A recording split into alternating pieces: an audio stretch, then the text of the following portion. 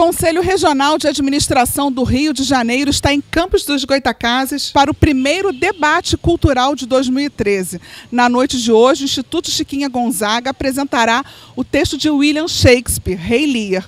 Os atores farão a leitura dramatizada desse texto. E após a apresentação desta peça, o presidente do Conselho Regional de Administração do Rio de Janeiro, o administrador Wagner Siqueira, fará a relação entre cultura e administração.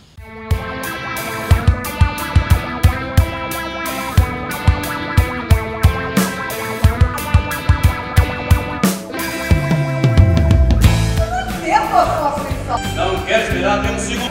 Com a maior frieza. Da qual planejando. Mas, em nome dos deuses! Eu caí, obtendo os elogios do rei. Senhor! Vou dizer, eu vou a cavalo.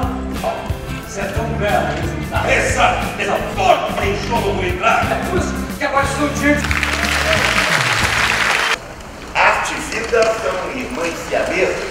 Uma se imbrica com a outra, uma fecunda. Não há atividade humana, conjunto de pessoas se relacionando para a concepção de um propósito que não seja realizado através de uma organização. Uma organização são pessoas se relacionando com pessoas para a obtenção de resultados. Essas pessoas, essas relações se dão através da hierarquia. Quando nós vamos ao teatro, vamos ao ver uma peça de cinema, lemos um livro de literatura, um livro qualquer de literatura, não esse livrinho de autoajuda aí que atrapalha às vezes, ajudam poucas vezes, né? Mas, gente, é preciso extrair das teorias das organizações, da teoria do mundo do trabalho, das reflexões que fazemos para a nossa realidade, naquilo que está nos ensinando e está nos dito aqui. É preciso, portanto, associar a ideias produzidas por diferentes áreas do conhecimento à relação do nosso cotidiano do trabalho. Essa peça, como se disse, é de 1606, um bocado antiga, mas se nós olharmos bem os diálogos, as reflexões, as colocações, as ideias, as frases, os contextos descritos nesta obra, a gente vê que elas são efetivamente o nosso cotidiano, o dia a dia, toda hora que vivemos. Diz a peça, o homem, começa assim, permanece teimosamente o mesmo. Isso me faz lembrar, né, efetivamente, um antropólogo que esteve muito tempo aqui no Brasil, Claude Lévi-Strauss, que ele dizia e afirma, isso teve uma grande influência no processo de sociologia, de antropologia, marcou muito o pensamento brasileiro na área de antropologia, de defesa aos índios também. Ele dizia, a natureza do homem é permanente e universal. O goiano ou o romano, em 1606 ou hoje, a natureza do homem é a mesma, mudam as circunstâncias, mas em si mesmo o homem permanece teimosamente o mesmo, como nos diz na peça Shakespeare. É a imensa taxa de mortalidade das organizações que não conseguem superar a crise de sucessão do sucessor, do fundador, para os herdeiros. O que nós vemos em Lia, já envelhecido, querendo transferir o seu império para as filhas, se repete no cotidiano do mundo do trabalho todos os dias, na realidade que vivemos, nas circunstâncias que estamos presentes a todo momento no mundo do trabalho. Qual o destino dos grandes e pequenos empresários que fundam organizações bem-sucedidas? Alguns poucos, certamente, morrem muito ricos. Muitos são afastados por fusões, incorporações ou falências. Outros amargam, certamente, a desavença entre os seus filhos. O Rei Lear permite, portanto, ao vermos essa obras similares, semelhantes, análogas, né? Reflexões sobre a vida e a morte das organizações, as repercussões da ação gerencial. Será que o meu filho, a minha filha, gostaria de ter como gerente, como supervisor, como chefe, o chefe que eu sou para os meus subordinados? O impacto do comportamento do dirigente sobre o futuro da vida da empresa, da vida da organização, o gap, a distância, a defasagem de visão entre o mundo de gerações que se sucedem, será que o meu filho gostaria de continuar o trabalho que eu realizo? Será que o meu filho gostaria de ser Flamengo como eu o imponho para ser? Ou Vasco, ou Fluminense? Ou Americano? Qual é o outro? Oi, Vasco lá. Isso é problema de flamenguista, de vascaíno. Mas será que gostaria de ter a mesma profissão, determinar as mesmas circunstâncias? Próximo. Exemplos que se repetem todos os dias, aqui apenas alguns, só para nos lembrarmos um pouco, né? Os diários associados de Assis Chateaubriand, certamente um império de comunicação maior do que teve o apogeu da Rede Globo e dos jornais Globo, e hoje ainda se divide num condomínio tantos anos depois, né? Revista O Cruzeiro, que era a maior tiragem, que até hoje não tem nenhuma revista com a tiragem, que teve Revista O Cruzeiro, TV Tupi, primeira televisão no Brasil, etc., e que se destruiu na crise de sucessão. O supermercado de Pão de Açúcar está em dia, está nas páginas hoje, com a fusão das Casas Bahias com pão de açúcar, e o ponto frio, que sabemos, por outro lado, que foi absorvido na desavença entre o irmão Alcides e o irmão Abílio, a briga dos genros, dos filhos, dos sobrinhos, gerou o Casino tomando conta desse império. O Belmiro Gouveia, pouco conhecido, mas muito importante, o verdadeiro barão de Mauá do Nordeste, cujo primeiro a explorar a energia elétrica no Brasil, e a primeira cidade a ter luz elétrica, Campos, e a cidade da Pedra, exatamente em Alagoas. Qual foi? São João da Barra, mas tem a região aqui também. Barrismo aqui não dá nada. Tá certo, mas os dois primeiros locais só tiraram no interior das Alagoas. Lá, explorando a usina de Paulo Afonso, primeira exploração, e a fábrica que tinha as melhores condições de vida, cuja fábrica foi destruída e jogada às margens do Rio São Francisco. E hoje a cidade da Pedra, que se chama Belmiro Gouveia, é uma miséria só. As Casas da Banha da família Veloso, o Jornal dos Esportes, né? O Grupo Matarazzo, para não dizerem que estou falando só de grupos brasileiros, está bem nas páginas, é o Grupo L'Oréal, onde um fotógrafo, a namorada da herdeira Eliane Bettencourt, né? Briga com a filha, e o império está quebra, não quebra, balança, não balança, vai virar capital suíço ou vai continuar francês? Próximo. As organizações nascem, morrem todos os dias no anonimato da burocracia insensível dos cartórios. Os impérios também, nós vemos isso do Rei Lear. A peça foi reduzida, é claro, e a morte das 3 filhas, cujo império acaba subindo exatamente por aquele que se coloca como parágrafo quente, né? A morte do fundador dispara o processo de morte das organizações. Será que nós não estamos contribuindo com o nosso estilo de gerência, de gestão, para engrossar o anônimo registro necrológico das empresas brasileiras que morrem nos cartórios todos os dias?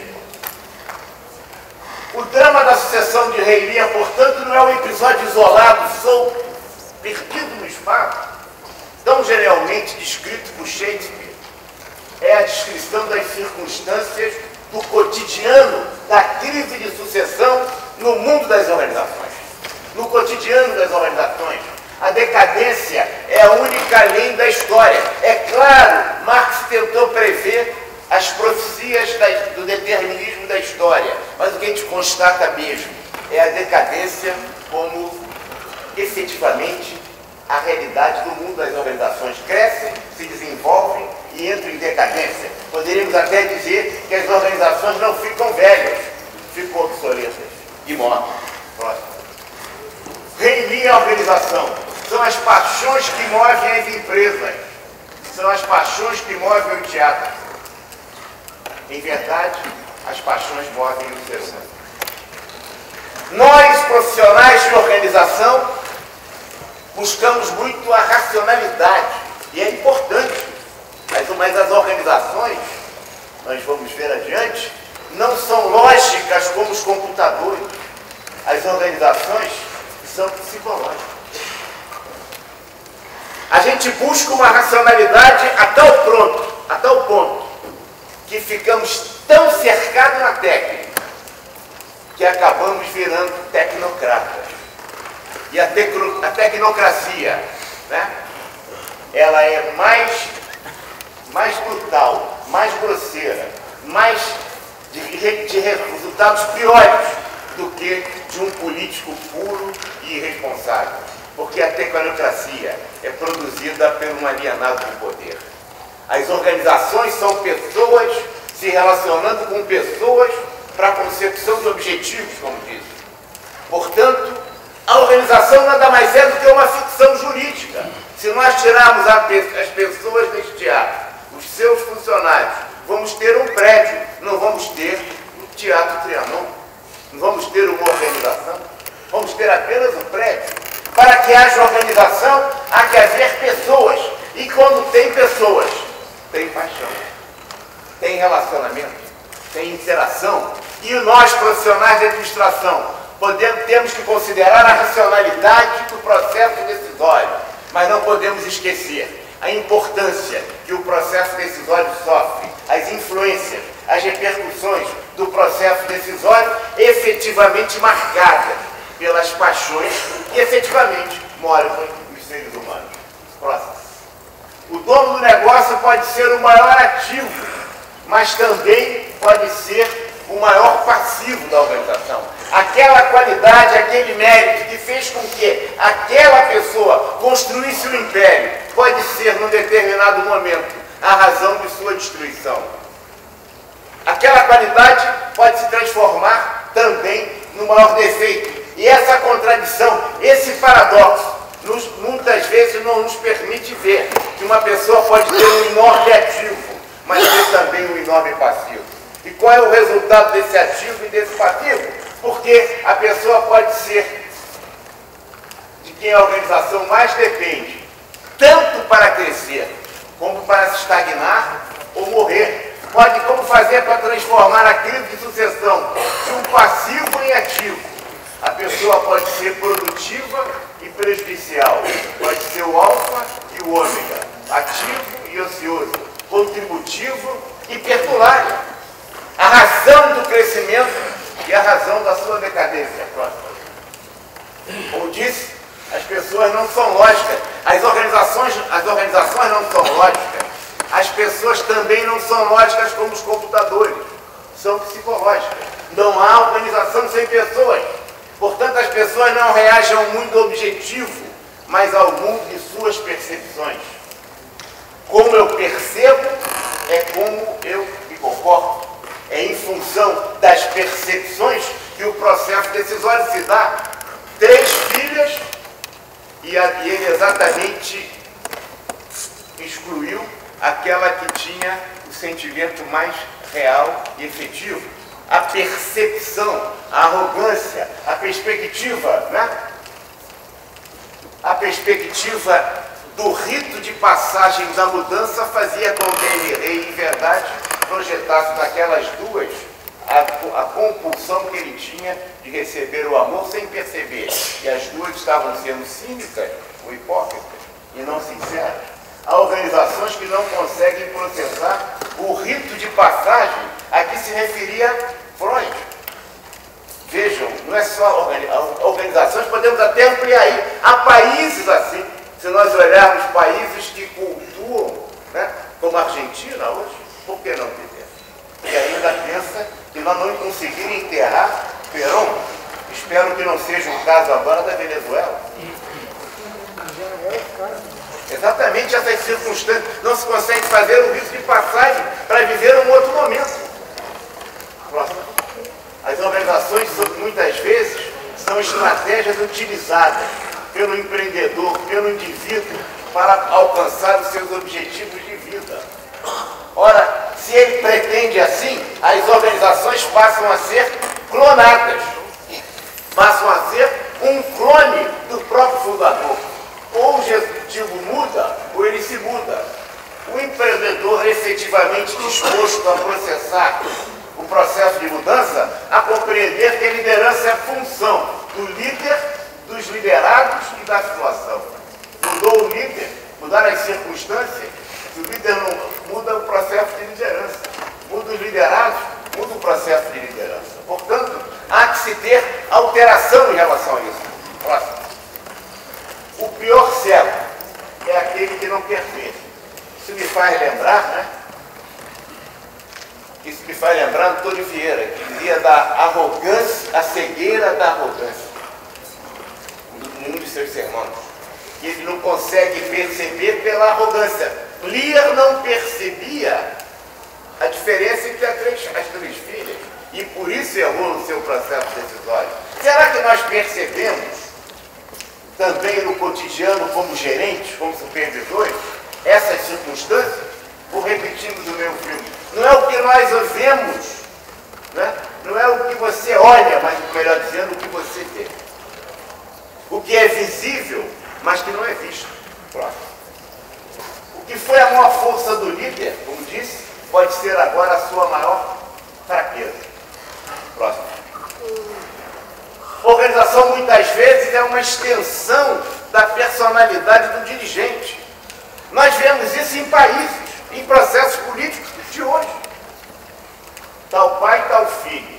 Define-se o caráter. Uma organização clonada não resiste às mudanças das circunstâncias. Talvez o dinossauro não tenha sobrevivido porque quis manter, não conseguiu se adaptar ao meio ambiente. Era o maior animal e não conseguiu sobreviver às mudanças. Qual é o estilo gerencial que nós temos? Não o estilo geral que eu gostaria de ter, mas que efetivamente tem. Próximo. Sempre estamos adiando até sermos atropelados pela inexorabilidade da mudança. Aquele curso de idiomas que eu gostaria de fazer e não faço. Aquela viagem ao exterior que eu gostaria de fazer e não faço. Aquele livro que eu gostaria de ler e não li. Aquela mudança que eu preciso fazer, mas que exijo dos outros. A verdadeira mudança, e para mudar o ambiente, é a automudança. Assim como o verdadeiro encontro na vida é o autoencontro. O tempo é um recurso inelástico de reposição impossível. Eu não posso ter mais tempo, eu não posso guardar o tempo, eu não posso estocar o tempo, mas o tempo é o mesmo para o administrador competente ou incompetente. Você pode ter mais recursos materiais, mais recursos humanos, mais recursos financeiros, você não pode ter mais tempo. Próximo. A crise de sucessão, portanto, pode ser uma excelente oportunidade para crescimento e realização. Pode ser um momento de refundação, mas ela precisa, para ter a sucessão, aquilo que faltou ali, e que muitas vezes nos faltam também, que é ter empatia. Empatia no sentido de se colocar na posição do outro e ver como o outro vê, não como eu veria se estivesse no lugar do outro. Quando falo em empatia, eu me lembro de uma música antiga da Maria Bethânia, que dizia mais ou menos assim: eu arrancarei os teus olhos, já que falando na peça em arrancar os olhos, e tu arrancarás os olhos meus, e eu colocarei os teus olhos no lugar dos olhos meus, e tu colocarás os meus olhos no lugar dos olhos teus, e eu passarei a ver pelos teus olhos, e tu passarás a ver pelos olhos meus. Será que eu vejo como meu filho vê, como meu subordinado vê, ou como eu veria se eu fosse o meu filho, ou se eu fosse o meu subordinado? Essa é uma diferença fundamental. Próximo. A missão do executivo, portanto, não é salvar almas. Ele não é um missionário, um padre, um pastor, um líder religioso, um do centro espírita. Ele é aquele que deve obter resultados, fazer desabrochar talentos, profissionalizar esses talentos. Aquele que mais faz bem na organização pode ser o que mais benefícios traz. Para isso, ele precisa, acima de tudo também, na empatia, entender o próximo, ter amor ao próximo. Isso me faz lembrar Santo Agostinho, que uma vez disse: eu procurei Deus e não encontrei. Eu procurei a mim próprio e não encontrei. Eu procurei ao próximo e encontrei os três. É através da perspectiva de se colocar na posição do outro, e entender o outro, e ver o outro, e ter empatia com o outro. Não é simpatia, é empatia. Colocar-se na posição do outro e ver como ele vê, que faz com que se tenha a força, inclusive toda, do próprio cristianismo, na descrição tão precisa de Santo Agostinho. Aquele que mais bem faz pode o que mais mal traz, se não tiver empatia. Barões e cortesões, nós vimos na peça. As organizações também são assim, atividades de linha, atividades fins. O nosso rei Lear optava claramente, né, pelas filhas, pelos cortesãos. A atividade de linha, atividade de marketing, atividade de produção, atividade de vendas, ou a atividade de assessoria. Como compatibilizar esses dois grupos, respeitando e entendendo que ambos têm importância e que precisam se fundir e convergir. Próximo. Cínico e o hipócrita. Dizemos, né? 1606. Parecia hoje, né? Inclusive falando dos políticos, mas também falando do cotidiano, né? A hipocrisia é o vício da moda. E o vício da moda acaba virando virtude. Ser hipócrita era antes de 1606. Está sendo hoje, em 2013. Vejam bem, Machado de Assis dizia que o cinismo é a sinceridade do canalha. Essa frase do Machado de Assis é muito forte. E a gente vê a todo momento as organizações marcadas por isso, pelo politicamente correto. Como é que pode? Se o cara é político, não é correto. Se é correto, não é político. Você nunca entende bem essas circunstâncias e essa contradição intrínseca de palavras, né? E aí o politicamente correto. As organizações também estão querendo ser politicamente corretas, querendo ser a aristocracia da virtude. Toda vez que eu penso nisso, eu penso assim: a ética empresarial, respeito ao cliente. Respeito ao cliente. Eu fui procurar isso na Bíblia, não achei. Fui procurar isso na Torá, não achei. Fui no Corão, não achei. Não achei. Eu achei sempre respeito ao próximo. Você vai dizer: mas Wagner, o cliente é o próximo. Não, o cliente é um próximo que pode pagar, ó. Ética empresarial, mas a ética não é geral, universal? Se eu tenho uma ética para vender mais, eu estou fazendo uma ética particular. Então, nenhuma lei veda o egoísmo, nenhuma lei veda o desprezo, o ódio, a inveja, o crime. Vedar. A pessoa pode ser politicamente correta e ser egoísta, desprezível, odienta, invejosa e ciumenta. Portanto, ser um ser humano efetivamente lamentável. O canalha moral é exatamente, e o politicamente moral. De lá o nosso Machado de Assis, o cinismo, né, é efetivamente a sinceridade do canalha. Vamos lá? Isso porque estamos ensinando o maquiavelismo do sucesso pessoal. Sartre nos dizia, e nós discutimos também, o importante é ser, não ter. E ficamos nessa disjuntiva entre ser ou ter. E o existencialista diz: eu quero ser. O ter é secundário, esse mundo material. Hoje nós estamos mudando esse processo. E a terça nos mostra isso muito claramente, entre ser e fazer. O indivíduo já não vale mais só pelo que tem, não. E muito menos pelo que eles são. mas pelos que eles fazem. A primeira coisa que a gente apresenta um amigo nosso a alguém, um colega, amigo é todo dia, né? É meio exagero, talvez. A gente diz assim, fulano de tal, aqui está o Adolfo Oliveira, diretor administrativo financeiro do CRF. Te apresenta sempre ele com, eu não digo aqui é o Adolfo. Né? A gente apresenta sempre vinculado ao cargo. O indivíduo não vale pelo que ele é, mas pelo cartão de visita, pelo que ele faz. E algumas pessoas já não dão nem cartão de visita, já dão direto o PIN. Pega aí o PIN. A gente não sabe nem o nome, mas já tem o PIN. Não é isso?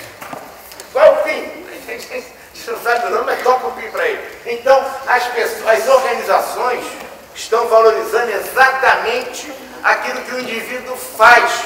Quando o rei deixou de ser rei, porque deixou de fazer as funções do rei, passou a ser o nada. Uma coisa das filhas. Pronto. Portanto, é nesse sentido, ao terminarmos aqui essas palavras, essas reflexões, se tiver alguma, apesar do horário, se tiver alguma questão, tanto eu como o Raimundo vai querer falar alguma coisa, agradecer a vocês e a oportunidade, agradecer à Prefeitura de Campos, aqui a Secretaria de Cultura e especialmente também a direção do Teatro Trianon pela oportunidade que nos permitiu efetivamente realizar aqui essa discussão com vocês. Muito obrigado. Acabou agora há pouco o primeiro debate cultural de Campos dos Goytacazes aqui no Teatro Trianon. Administradores e estudantes da região estão aqui no hall do teatro comentando o sucesso que foi o evento. Se você quiser assistir a peça na íntegra e a fala do presidente do Conselho Regional de Administração, acesse o site da Web TV. Se você quiser saber o nosso calendário de eventos, aonde o CRA-RJ estará, acesse www.cra-rj.org.br.